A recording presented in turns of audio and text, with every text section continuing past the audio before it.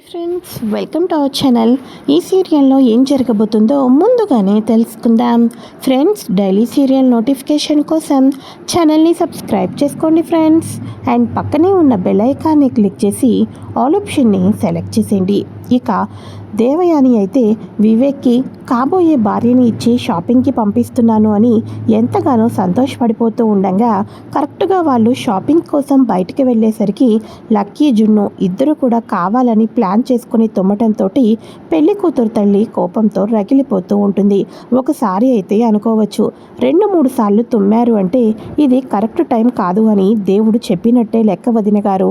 కాబట్టి మీ అబ్బాయికి కుదిరినప్పుడు ఫోన్ చేసి చెప్తే పెళ్లి షాపింగ్కి చేసుకుందాం, పద బేబీ వెళ్దాం అని చెప్పేసి కూతుర్ని తీసుకుని వెళ్ళిపోగానే దేవయానికి విపరీతమైన కోపం వచ్చేస్తుంది.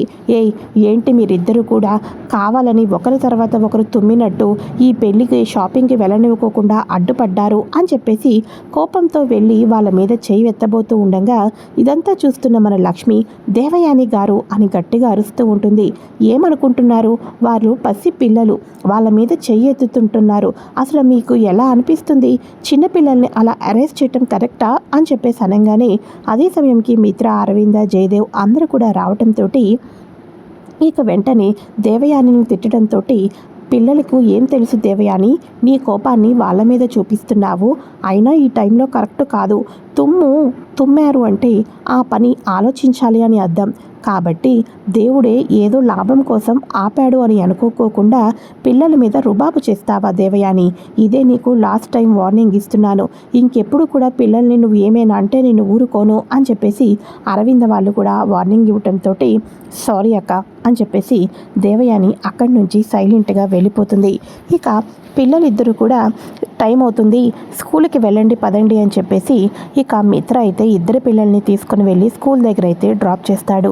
ఇక మిత్ర, సరే సంయుక్త గారు, మీకు ఏవేవో అపాయింట్మెంట్స్, కొత్త టెండర్స్ గురించి ఆలోచిస్తున్నట్టున్నారు, నేను ఆఫీస్కి వెళ్తున్నాను అని అనగానే అలాగే మిత్ర గారు, పిల్లల్ని డ్రాప్ చేసి మీరు ఆఫీస్కి వెళ్ళండి, కొంచెం నేను పిఏతో మాట్లాడి చేయవలసిన వర్క్స్ ఉన్నాయి, అవి ఇంట్లోనే చూసుకుంటాను అని సంయుక్త చెప్పంగానే ఇక మిత్ర పిల్లల్ని తీసుకొని డ్రాప్ చేసి అటునుంచి అటు తన ఆఫీస్కి అయితే వెళ్ళిపోతాడు. అయితే ఇక ఇదిలా ఉండగా పాపం జాను చెప్పుకోలేకపోతుంది. కానీ జాను మనసులో చాలా బాధ ఉంది. ఈ పెళ్ళిని నేను ఆపాలి, జానుకి వివేక్కి నా చేతుల మీదుగా అక్షింతలు వేసి ఆశీర్వదించి అంగరంగ వైభోగంగా పెళ్లి చేయాలి, చేస్తాను. తల్లిదండ్రులు కోల్పోయిన నా చెల్లెలకు అన్నీ నేనై అంగరంగ వైభోగంగా పెళ్లి చేస్తాను జాను, నువ్వేమీ బాధపడద్దు అని చెప్పేసేసి ఇక మన లక్ష్మి అయితే మనసులో అనుకుంటూ ఉంటుంది. ఇక ఈవినింగ్ అవుతుందా, ఈవినింగ్ అవ్వంగానే ఇక ఇద్దరు పిల్లలు కూడా ఇంటికి వెళ్దాము అంటే మన జున్ను వచ్చేసేసి మా ఇంటికి వెళ్ళి ఆడుకొని ఫ్రెష్ అప్ అయిన తర్వాత కావాల్సి వస్తే మీ ఇంటికి వెళ్దాం, రాళ్ళకి మా ఇంటికి వెళ్దాం అని చెప్పేసేసి వీళ్ళైతే ఇంటికైతే వెళ్తారు. ఇంటికి వెళ్ళిన తర్వాత లక్కీకి 24 గంటలు ఒకటే అనుమానం కదా. ఇక జున్ను వాళ్ళ అమ్మ సంయుక్త అంటే ఇద్దరు ఒకటేనని చెప్పేసి, ఏంటి జున్ను మీ అమ్మ ఇంట్లో లేదా అని చెప్పేసి అనగానే అవును బాబా, అమ్మేది అని అనగానే ఆఫీస్ పని మీద ఆఫీస్లో బిజీగా వర్క్ చేస్తుంది జున్ను అని అనగానే అవునా, సరే అయితే లక్కీ అంటూ ఉంటుంది. జున్ను మీ అమ్మకు ఒకసారి ఫోన్ చేయి నువ్వు అని చెప్పేసి అనగానే అలాగే లక్కీ అని చెప్పేసేసి హలో అమ్మా, ఏం చేస్తున్నావమ్మా అని అనగానే ఆఫీస్లో బిజీగా ఉన్నాను జున్ను, స్కూల్కి వెళ్ళి వచ్చేసావా నాన్న అని చెప్పేసి అనగానే వచ్చేసామమ్మా అని చెప్పేసి మాట్లాడుతూ ఉండగా ఇక వెంటనే ఇక్కడ మన లక్కీ పాప వచ్చేసి జానుకైతే ఫోన్ చేస్తుంది. హాయ్ జాను టీచర్, ఇంట్లోనే ఉన్నారా అని అనగానే అవును లక్కీ, ఇంట్లోనే ఉన్నాను, ఏం కావాలి అని అనగానే ఒకసారి సంయుక్త ఆంటీతో మాట్లాడాలి. సంయుక్త ఆంటీ ఏం చేస్తున్నారు, ఫోన్లో ఎవరితోనో మాట్లాడుకుంటూ బిజీగా ఉన్నారా అని అనగానే అబ్బే ఏం లేదు లక్కీ, సంయుక్త ఆంటీ వర్క్ చేసుకుంటున్నారు అని అనగానే అవునా, సరే అయితే ఒకసారి సంయుక్త ఆంటీకి ఫోన్ ఇస్తావా అని చెప్పేసి అనగానే అలాగే అలాగే లక్కీ అని చెప్పేసేసి ఇక వెంటనే జానుని సంయుక్త లాగా గొంతు వాచేసి చెప్పు lucky, what your problem, school అయిపోయిందా, ఇంకా ఇంటికి రాలేదు ఏంటి అని చెప్పేసి కావాలని జాను వచ్చేసేసి సంయుక్తలాగా జున్నుతో వాళ్ళ అమ్మ ఒకేసారి మాట్లాడటంతో సరే అయితే నేను జున్ను వాళ్ళ ఇంట్లో ఆడుకొని వస్తాను, ఆ విషయం మా గ్రానికి చెప్పండి అని పిల్లలిద్దరూ ఫోన్లు అయితే పెట్టేస్తారు. ఇక వెంటనే అప్పుడు చెప్పానా లక్కీ, నువ్వు ఇప్పుడు ఎందుకు ఫోన్ చేయమన్నావో నాకు అర్థమైందిలే, అమ్మ ఉన్ను సంయుక్త ఆంటీ ఇద్దరు ఒకటే అని నువ్వు అనుకుంటున్నావు, ఇప్పటికైనా నీకు అర్థమైందా, అమ్మ వేరు సంయుక్త ఆంటీ వేరు అని చెప్పేసేసి లక్కీకి అయితే జున్ను మొత్తానికి అయితే నిజాన్ని బయట పెడతాడంతో అర్జున్ అనుకుంటూ ఉంటాడు, పిల్లల దగ్గర ఏది దాచలేము, పిల్లల దగ్గర మరింత జాగ్రత్తగా ఉండాలి అని అర్జున్ మనసులో అనుకుంటూ ఉంటాడు.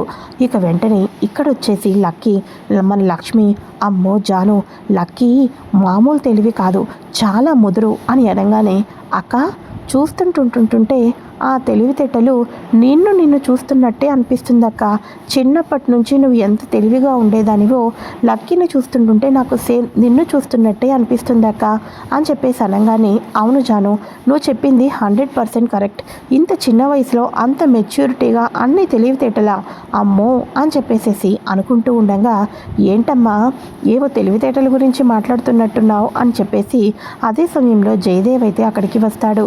ఏమీ లేదు మావయ్య గారు, లక్కీని చూస్తుంటుంటే అచ్చం అక్కలానే అనిపిస్తుంది, లక్కీని లక్ష్మి అక్క కూతురుంటే నమ్మేస్తారు అని అంటూ ఉంటే ఇక ఈ లోపల అక్క ఫోన్ కాల్ వచ్చింది మాట్లాడి వస్తాను అని చెప్పేసి జాను అయితే అక్కడి నుంచి వెళ్ళిపోతుంది. అయితే ఇక ఇదిలా ఉండగా లక్ష్మి అవును మావయ్య గారు, మిత్ర గారు లక్కీని పెంచుకొని కన్న కూతురిగా చూసుకుంటున్నారు కదా, అసలు లక్కీ ఎవరి కూతురు మావయ్య గారు, ఎక్కడి నుంచి తీసుకొని వచ్చారు లక్కీని అని చెప్పేసి అనగానే అమ్మ లక్ష్మి, లక్కీని చూసినంతసేపు నిన్ను నేను చూసినట్టే అనుకునేదాన్నమ్మా, మేము యాక్చువల్గా మిత్రకు ప్రతి నిత్యం కూడా ఇక్కడ మందుకు అలవాటు పడిపోయి దేని మీద కాన్సన్ట్రేషన్ పెట్టట్లేదని ఇక టీ ఎస్టేట్స్కి తీసుకొని వెళ్ళాం. అక్కడికి వెళ్ళిన తర్వాత మా భాస్కర్ అని ఒక ఆఫీసర్ ఉండేవాడు మేనేజర్, ఆ మేనేజర్ ఇంట్లో తన చెల్లెలు ఉండేదంట, తన చెల్లెలు 9 నెలలు ఆ ఇంట్లో ఉన్న తర్వాత ఇక చీకట్లోనే శ్రీమంతం కూడా చేశాం. అక్కడికి వెళ్ళిన తర్వాత కరెక్ట్గా డెలివరీ అయింది, తర్వాత తనకు ఒక పాప పుట్టింది, స్పృహ కోల్పోయింది, స్పృహ వచ్చిన తర్వాత బాబు కూడా పుట్టాడు, స్పృహ వచ్చిన తర్వాత పాప పుట్టిందని తెలియకోకుండా ఎందుకనో ఆ తల్లి బాబును తీసుకొని ఎవరికీ కనబడుకోకుండా వెళ్ళిపోయిందమ్మా. అప్పటి నుంచి పాపను మిత్ర చేతిలో పెట్టడంతో మిత్ర కన్న తండ్రిలా చూసుకుంటున్నాడు అని చెప్పేసి జయదేవ్ చెప్పంగానే ఒక్కసారిగా లక్ష్మి కన్నీళ్ళు పెట్టుకుంటుంది.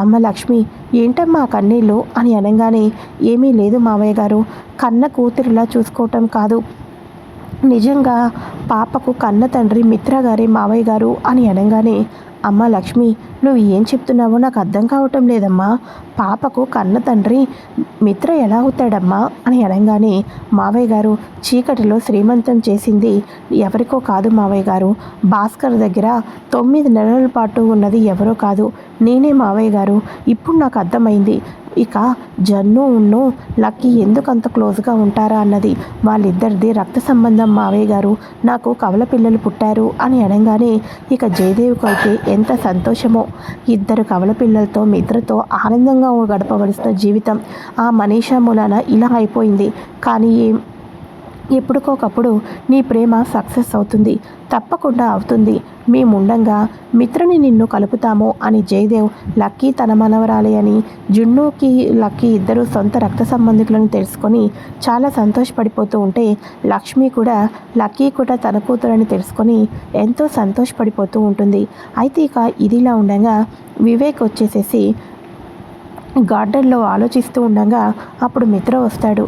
ఏంటి వివేక్ పెళ్ళి గురించి ఆలోచిస్తున్నావా అని అనగానే ఇక ఆలోచించేది ఏమీ లేదన్నయ్య, జానుని పెళ్లి చేసుకుంటానని నేనైతే 100కి 100% ఫిక్స్ అయిపోయాను, ఆ టైంకి ఎవరిన్ని అయినా మా ప్రేమ గొప్పది కాబట్టి, మా ప్రేమ నిజమైనది కాబట్టి మా ప్రేమే గెలుస్తుంది, విధి కూడా మాకు సపోర్ట్ చేస్తుంది అని అనగానే సూపర్ రా వివేక్, ఇదే కాన్ఫిడెంట్ మీద ఉండు అని మిత్ర చెప్పంగానే అందరికీ బాగానే చెప్తావన్నయ్యా, కానీ నువ్వెందుకన్నయ్యా వదిన మీద అంత కోపాన్ని పెంచుకున్నావు అని అనగానే ఒరే వివేక్ నీకేమైనా పిచ్చా, హ్యాపీగా లైఫ్ని లీడ్ చేస్తున్న సమయంలో లక్ష్మీ పేరుని ఎందుకురా ఎత్తుతున్నావు, తను ఒక మోసగత్తె, మీ ప్రేమతో తన ప్రేమని అస్సలు కంపారిజన్ చేయొద్దు అని అనగానే, చూడన్నయ్య, వదిన ప్రేమ చాలా గొప్పది.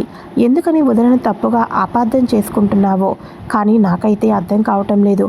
ఒక్క విషయం గుర్తుపెట్టుకో అన్నయ్య, వదిన నీ జీవితంలోకి వచ్చినప్పటి నుంచి కూడా ఇక ఏ రోజైనా నీకు అన్యాయం చేసిందా? నిన్ను ప్రాణాతి ప్రాణంగా ప్రేమించింది.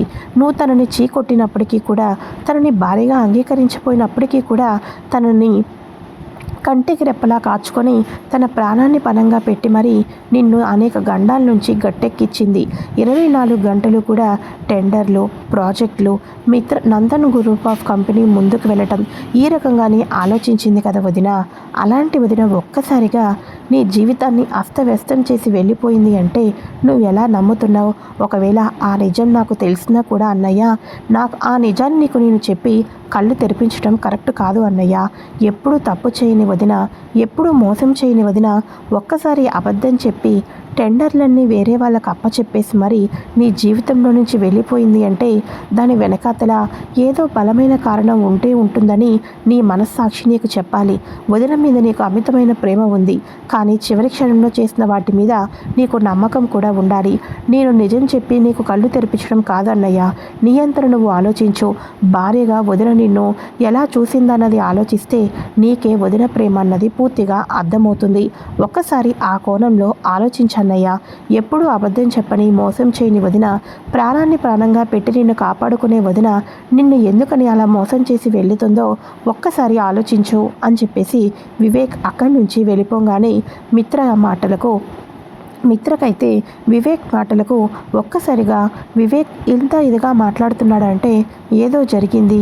నిజంగానే లక్ష్మి నన్ను ఎప్పుడూ మోసం చేయలేదు అని ఫస్ట్ నుంచి జరిగినవన్నీ గుర్తు తెచ్చుకుంటూ లక్ష్మితో జరిపిన స్వీట్ మెమొరీస్ అన్నిటినీ కూడా మిత్ర అయితే గుర్తు తెచ్చుకుంటూ ఉంటాడు. ఇది ఫ్రెండ్స్ లేటెస్ట్ ఎపిసోడ్. మరి వివేక్ పెళ్లి ముహూర్తానికి మన మనీషా అయితే మిత్రను పెళ్లి చేసుకోవటం కోసం తాను కూడా శారీస్, తాను కూడా మంగళసూత్రాలు అన్నీ చేయించుకొని రెడీగా ఉంటుంది. మరి మనీషా జీవితంలో ఎటువంటి మలుపు రాబోతుంది, ఏం జరగబోతుంది మున్ముందు ఎపిసోడ్స్లో తెలుసుకోవాలి అనుకుంటే తప్పకుండా ఛానల్ని సబ్స్క్రైబ్ చేసుకొని పక్కనే ఉన్న బెల్ ఐకాన్ని క్లిక్ చేసి ఆల్ ఆప్షన్ని సెలెక్ట్ చేసేయండి friends. Thanks for watching. Bye.